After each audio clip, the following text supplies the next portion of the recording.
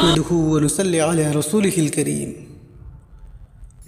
আমাদের সামনে আসছে পবিত্র রমাদান মাস, আর তাই আমাদের মধ্যে লক্ষ্য করা যায় বিভিন্ন ধরনের প্রস্তুতি। কেউ বা রমাদানের অগ্রিম প্রস্তুতি স্বরূপ ইফতার এবং সেহরের জন্য বিভিন্ন খাদ্য সামগ্রী জমা করতে ব্যস্ত হয়ে পড়েছে।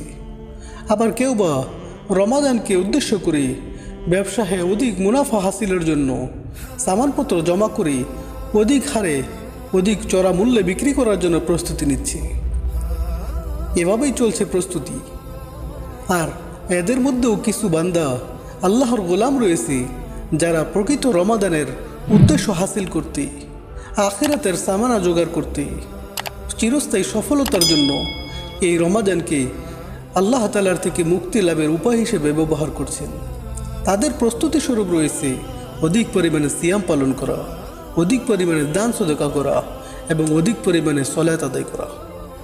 নবী করিম সাল্লাল্লাহু আলাইহি সাল্লামের জীবনী দেখলে আমরা খুঁজতে পাই যে রাসূলুল্লাহ সাল্লাল্লাহু আলাইহি সাল্লাম রমাদান আসার পূর্বেই ওনার চেহারা পরিবর্তন হয়ে যেত, আর তিনি অধিক পরিমাণে নামাজ আদায় করতেন এবং অধিক পরিমাণে সিয়াম আদায় করতেন এবং অধিক পরিমাণে দান সদকা করতেন।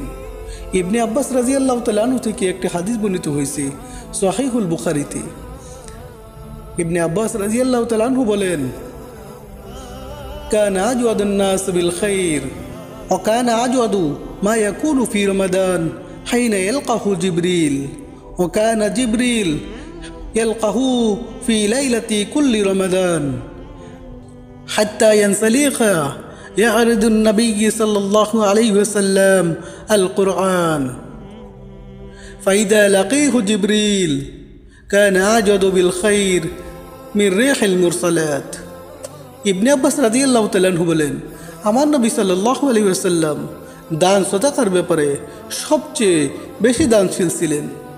যখন জিবরাইল আলাইহিস সালাম রমাদান মাসে ওনার সাথে সাক্ষাৎ করতেন, তখন তিনি অধিক পরিমাণে দান সদকা করতে শুরু করে দিতেন, এবং যখন জিবরিল ওনার কাছে আগমন করতেন তিনি তাকে কোরআন তেলাওয়াত করে শোনাতেন। তারপর তিনি এমন পরিমাণে দান করতেন যে বাতাসের গতির মতো তিনি দান সদকা করতে শুরু করে দিতেন। সহিহ বুখারীতে আরও একটি হাদিস বর্ণিত হয়েছে। আয়েশা রাদিয়াল্লাহু তাআলা আনহা বলেন, কান নবী সাল্লাল্লাহু আলাইহি ওয়াসাল্লাম ইয়াসুমু লা ইফতিরু ওয়া ইফতিরু লা ইয়াসুমু। নবী সাল্লাল্লাহু আলাইহি সাল্লাম যখন একাধারে এভাবে সিয়াম পালন করতেন যে আমরা বলাবলি করতাম হয়তো তিনি আর সিয়াম থেকে বিরত হবেন না, তারপর তিনি আবার সিয়ামকে এইভাবে ছেড়ে দিতেন যে আমরা বলাবলি করতাম হয়তো তিনি আর কখনোই সিয়াম পালন করবেন না। ফামা রাআইতান নবী সাল্লাল্লাহু আলাইহি ওয়াসাল্লাম আস্তাকমালা সিয়ামা শাহরিন ইল্লা ফি রমাদান ওমা রাআইতান নবী সাল্লাল্লাহু আলাইহি ওয়াসাল্লাম আকসারা সিয়ামান ইল্লা ফি শাবান। আমি নবী সাল্লাল্লাহু আলাইহি ওয়াসাল্লামকে রমাদান ব্যতীত কোনো পুরো মাস রোজা রাখতে দেখিনি, এবং তিনি শাবান মাসে এত বেশি রোজা রাখতেন যে অন্য কোনো মাসে তিনি এত বেশি পরিমাণ সিয়াম পালন করতেন না। এটা ছিল নবী সাল্লাল্লাহু আলাইহি সাল্লামের সুন্নত জীবন। তিনি রমাদানের প্রস্তুতি স্বরূপ শাবান মাসে অধিক পরিমাণে সিয়াম পালন করতেন এবং অধিক পরিমাণে দান সদকা করতেন। আমরা যদি নবী করিম সাল্লাল্লাহু আলাইহি সাল্লামের সুন্নত জীবন ছেড়ে অন্য কোনো পদ্ধতি অবলম্বন করি তাহলে ওটা হবে ভুল পদ্ধতি। আর এটাই হচ্ছে নবী সাল্লাল্লাহু আলাইহি সাল্লামের সুন্নত, রমাদানের প্রস্তুতি স্বরূপ অধিক পরিমাণে দান সদকা করা, অধিক পরিমাণে সিয়াম পালন করা। দান সদকা কত বড় একটি নেক আমল, যে ব্যাপারে আল্লাহ সুবহানাহু ওয়া তাআলা সূরাতুল মুনাফিকুন 10 নম্বর আয়াতে ইরশাদ করেন, وأنفقوا مما رزقناكم من قبل أن يأتي أحدكم الموت ويقول ربي لولا أخرتني إلى أجل قريب فأصدق وأكن من الصالحين।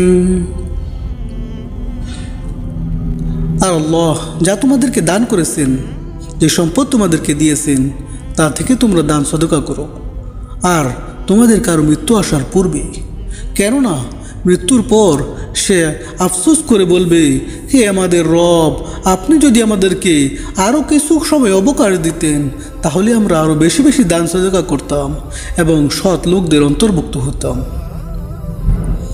হে প্রিয় ভাই, এটাই প্রকৃত মুখ্যম সময় আখিরাতের প্রস্তুতি হাসিল করার, আখিরাতের সফলতা হাসিল করার। আমাদের সামনে আসছে রমাদান, যেই রমাদানকে লক্ষ্য করে আমাদের বিভিন্ন প্রস্তুতি রয়েছে। তার মধ্যে আমরা কেন নবী সাল্লাল্লাহু আলাইহি সাল্লামের সুন্নত জীবনকে আমাদের জীবনের দিকে নিয়ে আসছি না? কেন বেশি বেশি দান সদকা করছি না? হে ভাই, আপনার পার্শ্ববর্তী গরিব, অসহায়, হতদরিদ্র, মিসকিন, ইয়াতিম এবং মুসাফিরদের দিকে লক্ষ্য করুন। তাদেরকে দিকে আপনার সদকার হাতকে প্রসারিত করুন। আল্লাহ সুবহানাহু ওয়া তাআলা এই পবিত্র রমাদানকে যেন আপনার জীবনের একটি পাঠ পরিক্রমার জন্য সাব্যস্ত করে দিন। প্রিয় ভাই, রমাদানের এই পবিত্র সময়কে পবিত্র কাজে ব্যবহার করুন, আল্লাহ তাআলার সন্তুষ্টির কাজে ব্যবহার করুন। অধিক পরিমাণে মুসলমানদের জন্য দোয়া ও ইস্তেগফার করুন, সাহায্যের হাতকে বাড়িয়ে দিন। ইনশাআল্লাহ তাআলা এটাই আপনার জীবনে নাজাতের জন্য যথেষ্ট হয়ে যাবে। ওমা আলাইনা ইল্লাল বালাগ।